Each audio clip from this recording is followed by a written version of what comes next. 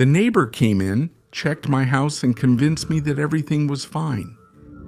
I told her what I had seen, and then she took a look at my altar, my Day of the Dead altar. "Ah, there's the problem," she said. "Your altar, the way you made it attracted something that's not your dead."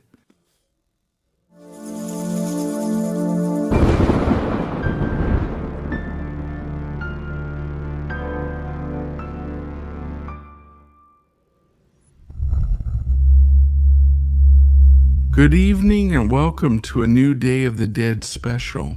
This is such a special date for us Mexicans, when our dead come to visit us, to eat the food we've prepared for them, to see how we're doing, and to give us a hug in spirit. And it is on this night surrounded by them that we bring you stories that talk about these traditions and show us that as well. It can also be an extremely terrifying date. If you accept the portal opening today, do so extremely cautiously.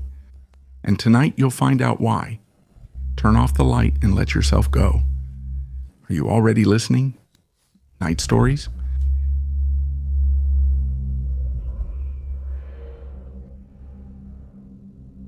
Hello, Uriel and the Night Stories team. I hope my story arrives in time for the Day of the Dead special. I'm Paulina from Tepoztlan, Morelos, and the story I'm going to tell you happened about 15 years ago in Tepoztlan. November 1st is a very beautiful date. There, it's not customary to go to the cemetery at night, but children do go out, with a carved chila, coyote, with a candle inside, or with skulls made of reed. To ask for calaverita, the neighbors open their gates and usually have a basket full of candy or fruit. The family gathers at the door to help give calaverita to the children. It's also customary to light a bonfire in the street and prepare milk punch or sour orange punch, which is offered to the parents. It's very common to meet up with cousins and friends to go ask for calaverita, and then everyone gathers at someone's house. Ours back then was in the neighborhood. At the entrance there was a patio, and after going up a few steps you reach the house. Since we lived near the hill, we always had cats to keep away mice and bugs. At that time, we had 2 little ones who were siblings. I mention this because they'll be important later. When you entered the house, there was a living and dining room where my mom placed some planks. For the offering, she typically made pozole, rice pudding, sweet potato candy, and green mole. What she would do was set aside a portion of the food for the offering and the rest for dinner. Since she lacked photos of all her deceased loved ones, she placed tall Campeche wax candles and wrote the names of the departed on each, dedicating the offering to them. I'm referring to November 1st, 2008. My mom had made pozole for the family who would come for dinner, but that year more people showed up than she expected, and the pozole set aside for dinner ran out. Worried, because there were still people who hadn't eaten, she took plates from the altar and served from there. She took pozole and also rice pudding. Later that night, one of the kittens started acting very strangely, going up to the house and down to the patio, meowing desperately and scratching the legs of anyone it could. I, confused, went up to see what was causing the restlessness. When I got to the living room where the offering was, I realized that the other kitten had gotten stuck in one of the fringes of the tablecloth and was choking. Desperate, it kept tugging the tablecloth and became increasingly tangled. I ran and did my best to free it, but the more I tried, the more tangled it got, the more it choked. I had to yell at my cousins for scissors to cut that part of the tablecloth. Did I miss him? It's strange. Those tablecloths were always used at home, but nothing like that ever happened before. Also, it wasn't easy for a kitten to fit its head between the knots. Think about the fringes on shawls. They have holes, yes, but not big enough for a cat's head to fit through. As soon as it was free, the poor little animal ran straight to the rooftop, and neither of the 2 kittens came down again. The rest of the night, My cousins and I went back to the patio, still a bit shaken by what had just happened, but we kept eating and talking as usual. Not even 15 minutes had passed when one of my uncles shouted, "Fire! Fire!" The offering was on fire. One of the candles where my mom had written the names of the deceased had fallen, and the tablecloth was in flames. This time, there were adults around, and they managed to put out the fire in time. Everyone was very scared by what was happening, and that's when my mom confessed what she had done. On the advice of one of my aunts, she went up to the altar again and apologized to the dead for having taken some of their food with everyone. We returned what we could, what we hadn't eaten, to the altar. Nothing else happened that night. Since then, in my house, anything on the offering is sacred and untouched until the next day. Sending you all a hug, community.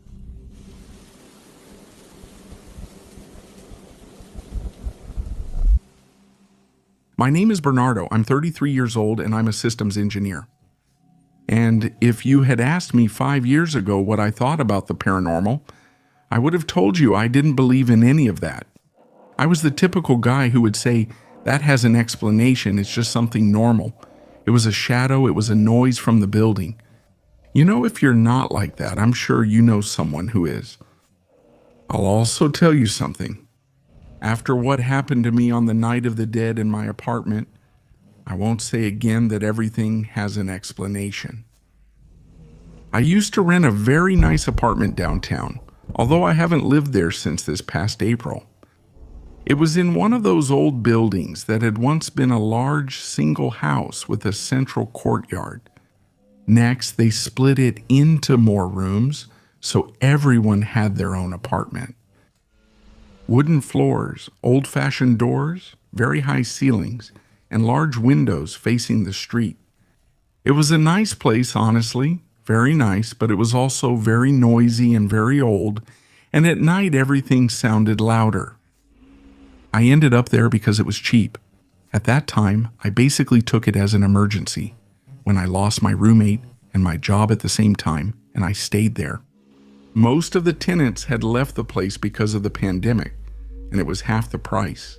So I took advantage of it and eventually got used to the buses and to the sound of high heels when the neighbors went upstairs. Even the fights of the couple in 2B who every night yelled that they were going to break up, but never did. I want to make this clear because it's important for everything I'm about to tell you. I spent my first day dead there alone. I had never spent more like that. I always did it with my mom because my dad died when I was 16. And since then, it was like something mandatory, not mandatory like you have to do it or your mom gets mad, but mandatory, emotional. It was what we did at home. My mom would buy bread, set out coffee, papel picado, candles, flowers, and most importantly, the photos.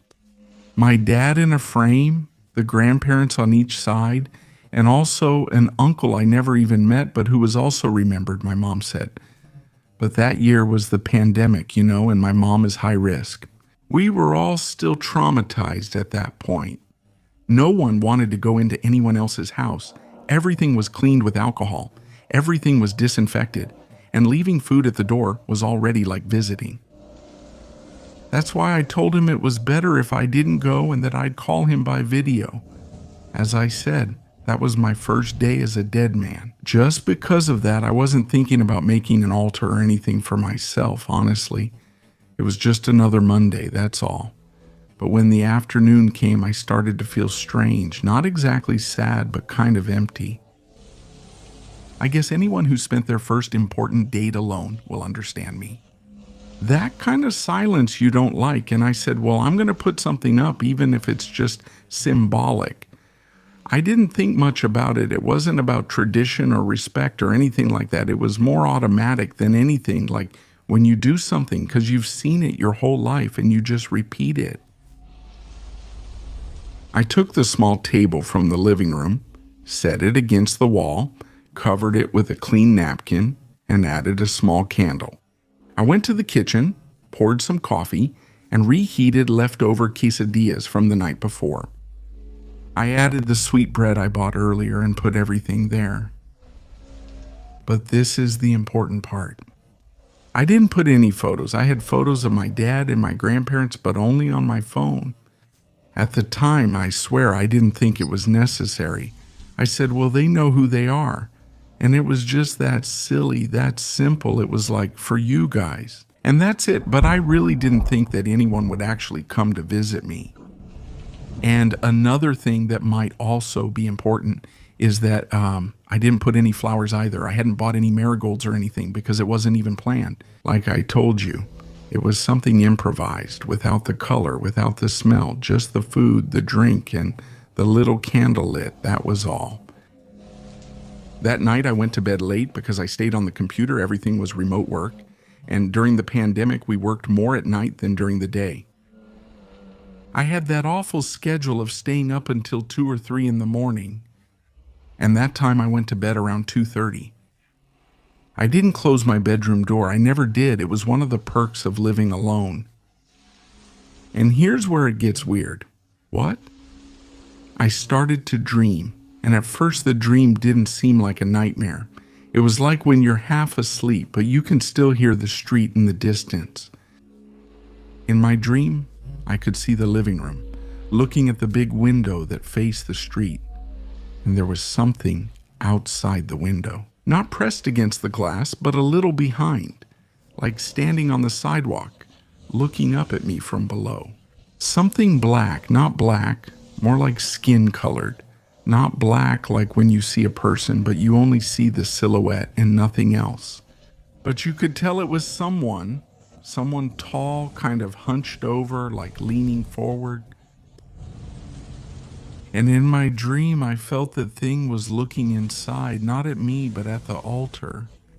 I know it sounds very specific, but I want to make it clear it wasn't just someone obviously trying to break in. It wasn't just a random shadow. It was something looking at the altar like a child peeking at the table at a party to see what's to eat. And then, in the dream, that thing took a few very slow steps toward the window. But instead of staying there, it was as if somehow it had already been inside. It was like the next image already had it inside the apartment in just one step. And then crouched in front of the altar, hunched over with its body bent, like its legs didn't work properly. And it was like that on 4 points, but not completely on all fours either. Like someone who doesn't know if they're human or animal.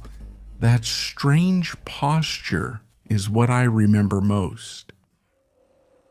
And that's when I started to hear something else. I was dreaming, but I heard a real sound.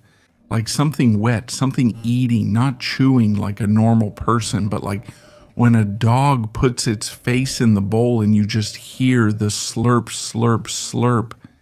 That desperate noise, not breathing, just swallowing that noise. And that's when I woke up.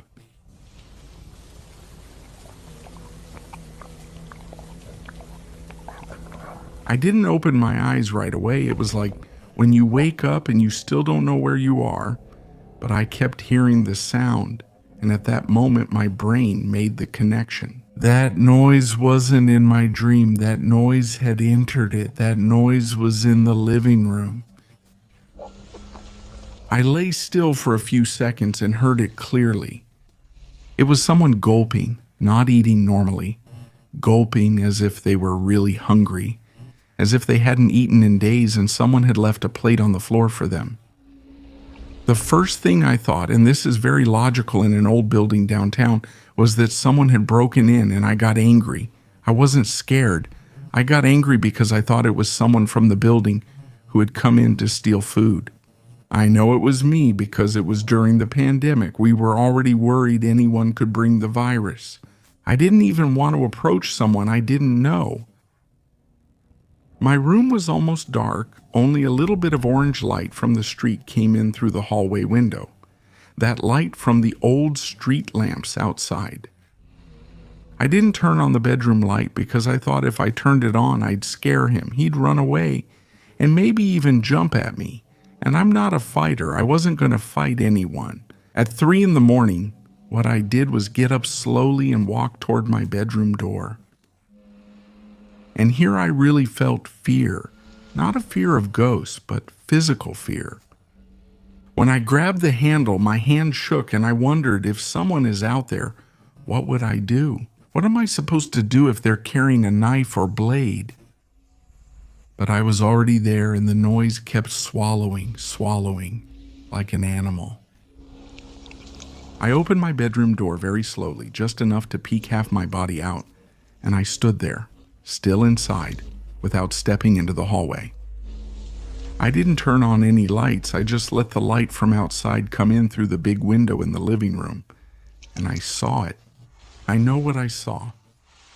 It was in front of my makeshift altar, which wasn't really an altar. He was crouched, hunched over with an arched back like a hunchback and bent legs. Weird, almost backwards, like he didn't really know how to position himself.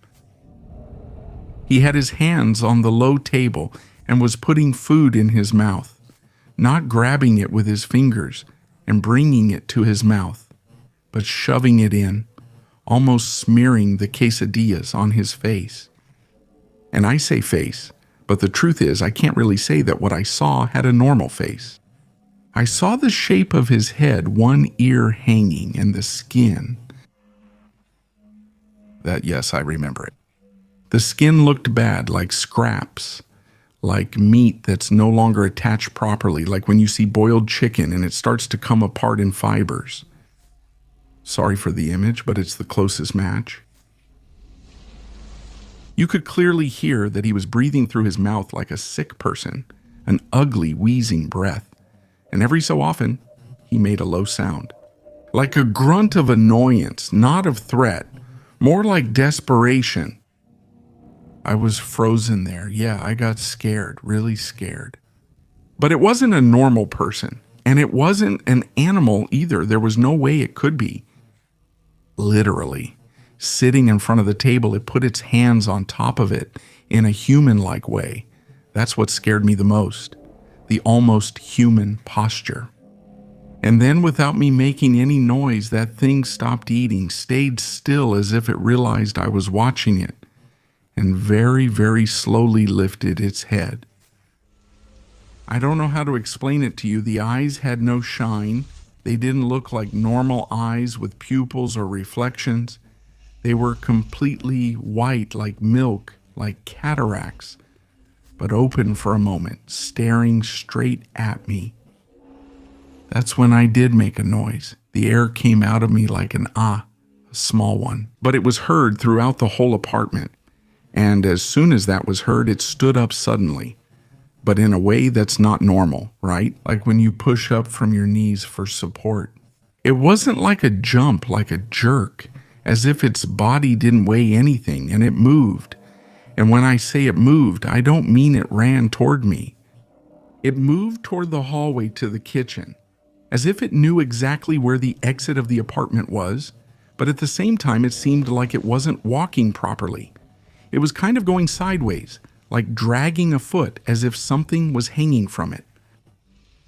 I instinctively stepped back, closed my bedroom door, and this time I locked it. And that's when it really hit me. I was overwhelmed by terror because I thought, that's in my house and it's going to try to get into my room. And that's when I grabbed my phone and first called the building management. I didn't call 911. I called the lady at the entrance on the first floor who collects our rent. Her name is Mrs. Estella. And well, I was so scared that I called her. I called her at around 3 in the morning so she would come. Imagine calling an old lady to defend you. She took a while to answer, obviously, but I told her, there's someone inside, there's someone here. Please come up with your husband. And I swear to you, I had never been so close to tears as I was then, because I kept hearing the noises. But they weren't noises of something eating anymore. They were like tapping sounds in the kitchen, like something was knocking on the walls, looking for a way out. 2 minutes later, I heard footsteps in the hallway of the building and knocks on my door, but knocks from normal people. They asked me to open up, and I ran to open the door. Doña Estela and her husband entered, carrying an old large flashlight and an even older revolver. The neighbor next door also came out, an elderly man who barely slept and was often awake, smoking on the balcony. The three of them came into my living room with me, and here comes the question everyone always asks when I tell this story. What did they find? Nothing. We didn't find anything. We turned on all the lights, checked the living room, the kitchen, the bathroom. Nothing. And I swear to you that thing must have gone out through the kitchen, because it didn't come toward my room. But the hallway exit door was locked from the inside, and the windows were closed because it was cold. So, according to them, there was no one there. And yes, at that moment, you start to feel a little crazy. You start to imagine that you actually didn't see anything, that it was all just in your mind. I was shaking. My hands were sweating. And the neighbor, Mr. Grande, asked me, "So what did you see?" And there I explained everything to him. Everything I described it to him. Well, not with as much detail as I'm telling you now. But I did tell them that it looked like a person who was eating the food from the altar, that the skin looked awful, that he turned to look at me with white eyes. And when I said that he looked at me with white eyes, Doña Estela just stared at me. She didn't laugh, call me crazy, or say anything like that. She looked at me very seriously, and she was the one who asked me, "Did you put photos on the altar?" And I told her no. I told her that, well, I thought it didn't matter. And she told me something that left me frozen, just like that, very calmly, as if she were explaining something that any child should know. Don't repost meals or photos. Don't share food without photos, names, or flowers. You're telling anyone to come, and anyone can come. Whoever is closest, whoever still remembers that they want to eat. And many times it's not your people who show up, sometimes it's others. I thought she was speaking figuratively, another spirit, another little dead person or something like that. But she kept explaining to me, there are dead people who no longer remember who they were because no one calls them, no one leaves them anything. And if you leave them something, they grab it like animals, as if someone was going to take it away from them. When she said, like animals, my stomach turned because that was exactly the way that thing was eating what I left. Just like that. She told me that the altar isn't just for putting food or marigold flowers. It's also so that those who don't belong don't come in, so they don't get close. And that the photo is for the same reason, so that your own can come. That's what she said, your own. And if you don't put a photograph, you leave the door open for anyone who's passing by. And that phrase, anyone who's passing by, I'm not going to forget it. We stayed there like a sea, sitting in the living room, talking with the lights on. And I was grateful for that. I was still in shock. Mrs. Estela made me coffee in my own coffee maker. Her husband brought dried flowers from another altar downstairs. Marigold flowers, already half wilted. He placed them by the cup and plate for me, as if that would help. That same night, I didn't say anything. I was quiet, just listening. And before she left, she told me, tomorrow you take out that food and clean up well, and next year, if you're going to do it right. If not, don't do it at all. I said yes and kept my word. The next day of the dead, I went to see my mom as soon as I could. And from that year on, every time I set up the altar, I always put the photos. The photos are the first thing. My dad in the center, my grandparents on the sides, and my uncle, whom I never met. And flowers, even if it's just a small flower I bought outside the subway. But I always put flowers, always. I never leave the plate alone, never again.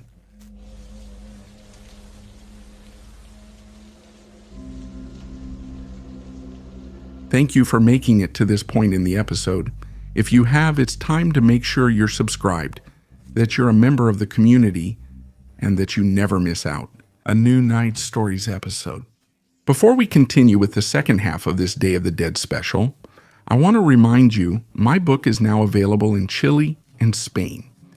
We are very, very happy about that because even though they are small print runs, there are only a few copies. It's a great pleasure that over there you can also take home a little piece of Relatos de la Noche, a little piece of Mexico. If you've already found it, please keep tagging me so I can share it with the whole community. In the description, I'll leave you the link so you can find it. There are still some in Mexico, although I'm told there are hardly any left in bookstores. If you find it, then you were lucky, and if not, there's also a link for the ones still available in bookstores. We continue with this special episode, and I also want to send a hug to all the Mexican people here and in the United States who are celebrating the Day of the Dead. I invite everyone who is listening to us, no matter your nationality or customs. Today, take a moment to remember your loved ones who have passed away, to give in to nostalgia, to remember the good times, to send them a hug and a kiss wherever they are, to talk to them if you need to, even if you don't usually do it. Today, give yourself the chance to believe. Keep listening to Night Stories.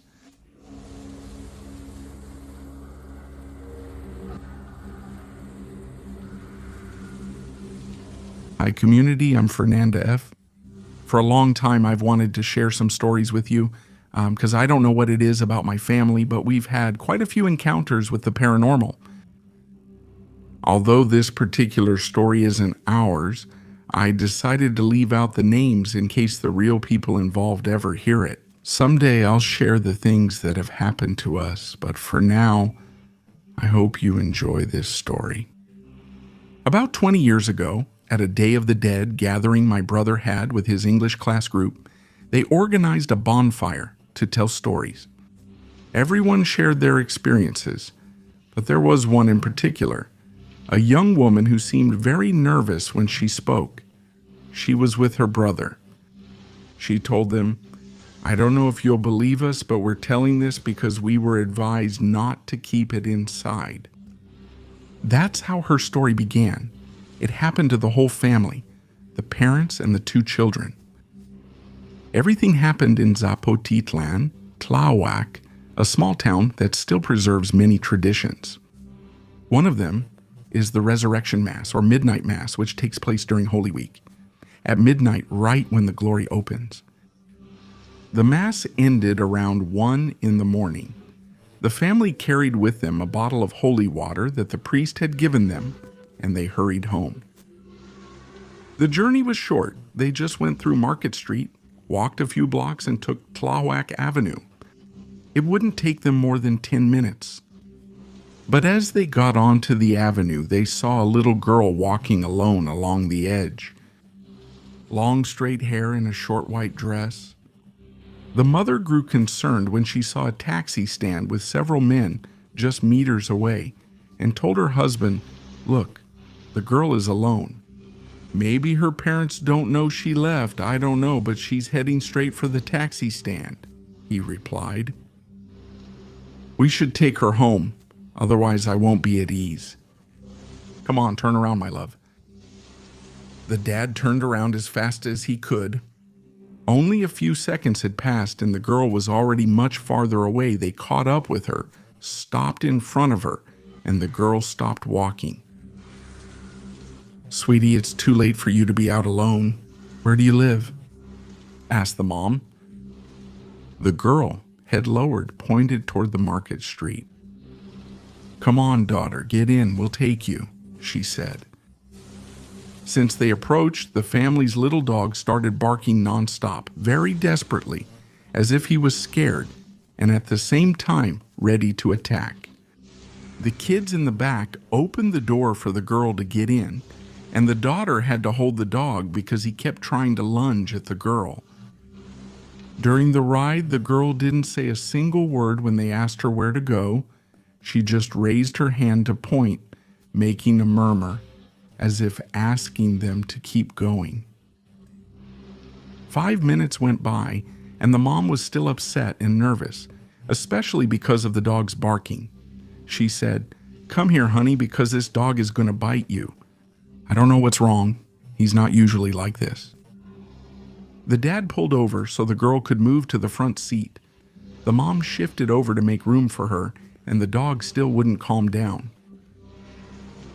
10 minutes later, when they asked her, they were nearly at her destination. The girl just kept raising her little finger, pointing forward. But they were about to reach the canal, a dangerous, dark area, and there the father decided to stop. "Hey, daughter, is it much farther?" The girl barely shook her head no. "It's just that we can't go any further. We're going to have to leave you here," he told her. The girl shook her head no again. The dog was barking desperately. The children started to feel very nervous. The mother turned to open the door, and the girl looked at her.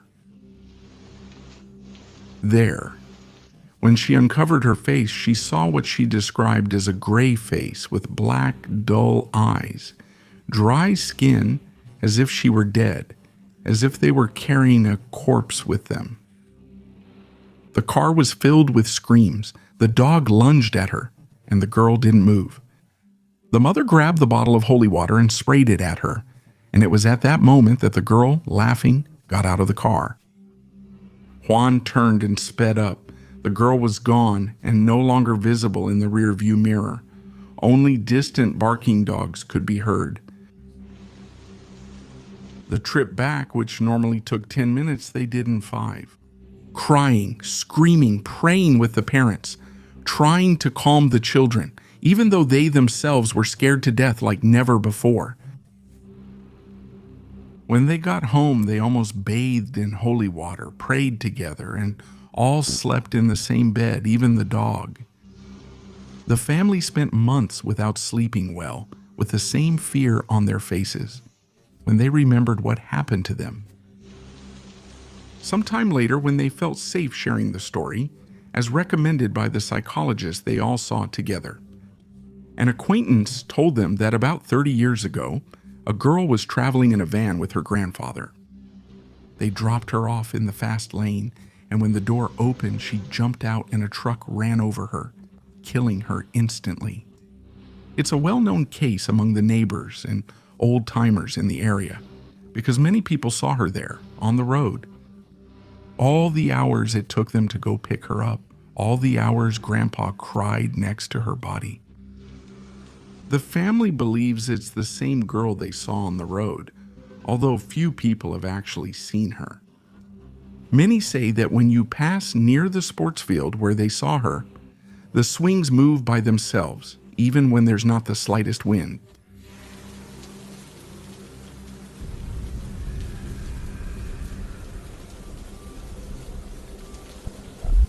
Hello community, I'm Paula Fabian. I've listened to the show for years and am a big fan of Uriel's work. I love how he brings our stories to life. The story I'm going to tell happened to me a few years ago. To be exact, it all started on November 2nd, 2019. I was getting ready to go out when my mom asked me to go with her to the cemetery to visit our relatives. I agreed, and my mom's condition was that I cover my head well, since I had just taken a shower and she said I could catch a chill. We reached the cemetery, and as soon as I left the car, I got a terrible headache in my temples. When I told my mom, she scolded me because she had already warned me to cover up. She handed me a scarf, and once I put it on, the pain vanished. I didn't have any other discomfort the whole time we were there, and that day everything went normally until the night, because from that very night I started having nightmares. I have to say that for as long as I can remember, I've never been able to sleep on my back, because I always have bad dreams, so my sleeping position has always been on my side in the fetal position. The first night I dreamed my family and I were violently robbed. I woke up shaken and really scared, but I didn't think much of it. I went back to sleep, and in the morning I told my mom about it. The second night, I dreamed I crashed my car while driving alone. I should mention I neither have a car nor drive. The third night was one of the worst. I was in a dark place, and in the back there was something on the floor, like a bundle. To my left, there was someone or something, but it was big like a completely black shadow. He gestured at the bundle, signaling me to check it out, so I did. I approached and saw a woman lying on the floor, her hair covering her face. I knelt down to move her hair aside, and I realized it was me, myself, with my face covered in blood. Seeing myself lying there was one of the worst feelings I've ever had, even though I know it was a dream. It felt way too real. The next morning I told my mom, but she said not to make a big deal, which didn't help me feel better. That night I didn't want to sleep, afraid I'd have an even worse dream. The dreams were getting more and more intense, and the nightmare that night was the last straw. I dreamed that I was lying on a stone bed. It was sunset when 3 women approached me, coming from my left side. One of them leaned over and, with the sweetest and most tender voice I've ever heard, spoke to me. Come with me, you'll be fine. That voice, that damn voice, I still remember it perfectly. It was a voice that gave you calm, that made you feel safe. The woman spoke to me sweetly until suddenly another voice spoke from my right. Don't go with her. Stay with me, she screamed at me desperately. I remember perfectly how the angelic voice was asking me not to go. She kept talking to me while holding my hand. The other one was yelling at me not to listen to her. I don't remember how I reacted, but I pulled my hand away and yelled that I wasn't ready. She got furious, and together with the other 2, they flew up into the sky. I know you'll think my dream was exaggerated, really crazy, but when I woke up, agitated and scared, the only thing I could think was that I didn't want to die. That morning, crying, I told my mom that I didn't want to die. I was completely terrified. She said she'd take me to a woman who cures fright, but we'd have to wait until Saturday. I had spent 5 nights having nightmares, 5 nights suffering when I should have been resting. And that night, that damn night, was the worst of my life. I'm still unsure if it was real or just a nightmare. I'm going to describe what my room was like. It was small. There was only a single bed with about 50 centimeters of space on each side. It was very long, like a rectangle. It didn't have any windows, and it was extremely dark. It was in the lower part of the house where a patio once was. My tall iron bed frame had a plastic box with old shoes stored underneath. It was between 3:15 and 3:40 in the morning. I was sleeping in a fetal position when I felt my body get really heavy. I felt like someone was on top of me, and I could hear something moving under my bed. Someone was pushing the box I had down there. From one side to the other, I could hear laughter like that of children. That's when I saw what was above me. I saw a woman with long black hair, her eyes completely dark. She was smiling with a horrible breath, showing me her rotten teeth. Paralyzed, I cried and tried to scream, but couldn't. The thing on top of me grabbed my face with those disgusting hands, long dirty nails caressing me while mocking me. Then it put its index finger to its mouth, signaling me to be quiet.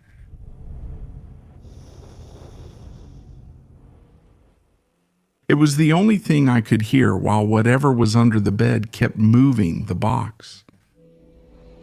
Community. I know you won't believe me, but is this real? Thinking about it, I feel his hand on my face and his weight on me again. I screamed, I asked for help, I called out to my mom, but her room was on the 2nd floor and I slept downstairs. No one heard me.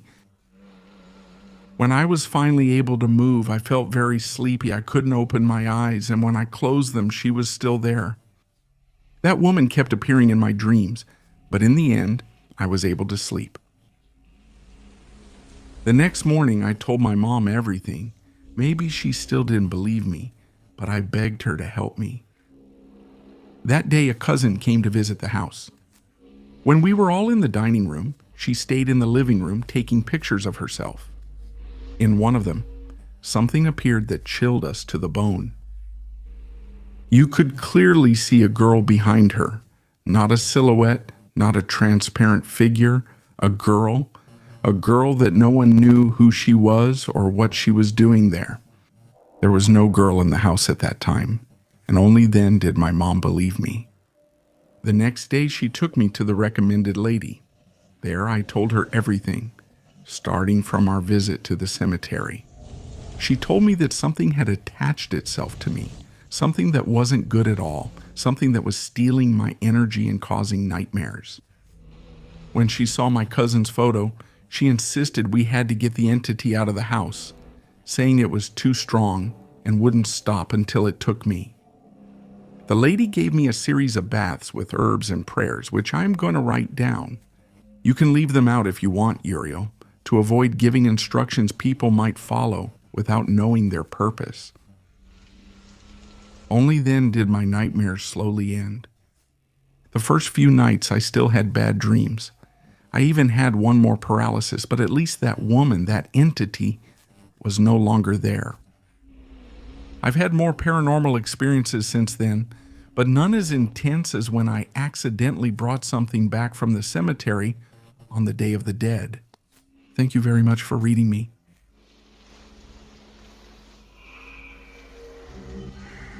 Hello, Uriel and Relatos de la Noche community. Today I am sending you this story in memory of my great companion in life, my little dog London, who passed away 5 months ago. I want to preserve this story and hear it in your voice whenever I feel nostalgic. Also, I think it's ideal to tell at this time of year.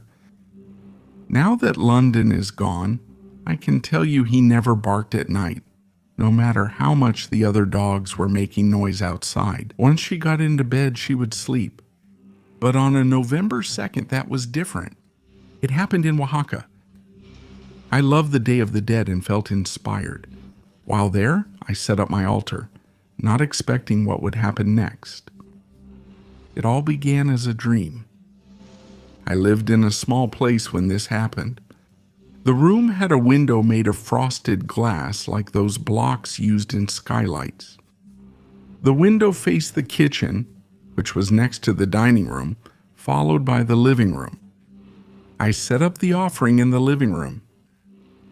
In the dream, I was lying down and I woke up because I heard a lot of noise, voices, as if there was a party outside my room, which couldn't be happening. Given the time of year, I wondered if we had visitors from the beyond. I lay in bed listening as minutes passed, surrounded by voices and shadows. I wasn't scared, but I was definitely impressed. That changed.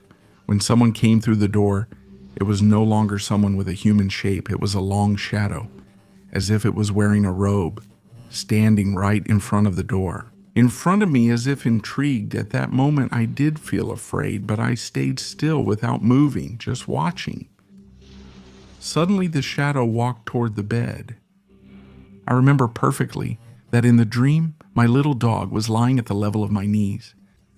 The shadow stopped at the foot of the bed and kept moving toward us when it was about to reach where London was. By reflex, I moved my arm to pull her away, to move her away from it, and just as my hand was about to touch her, I woke up suddenly. My dog was barking furiously, and the strangest thing was that everything was just like in my dream. The position, my arm over her, and London, looking exactly where in the dream she was, that shadow was completely bristled and barking furiously. Like I rarely saw her do, she asked me to put her down from the bed and ran out as if she were chasing something. When she got to the kitchen, she stopped dead in her tracks as if someone had scared her, and from there, she kept barking toward the offering. I stood next to her, trying to understand what was happening. It was as if my dream had connected with reality. My aunt, whom everyone calls the witch, because she kind of is one. She always says that offerings really are portals for spirits to come in, but that you can't choose who shows up. Can our loved ones come, or might others we don't like show up? After that, I never made an offering at home again. I was scared to go through that again, but this year I found the courage and will try again, with the hope and longing that among all those who return, my little London will come too, no matter what might happen. Uriel, if possible, send greetings to my dear sister who never misses your stories. Like me, she'll know who she is. I'll send you more stories soon, a bit scarier, but I wanted to share this one with you on this date. Have a lovely Day of the Dead. Good night.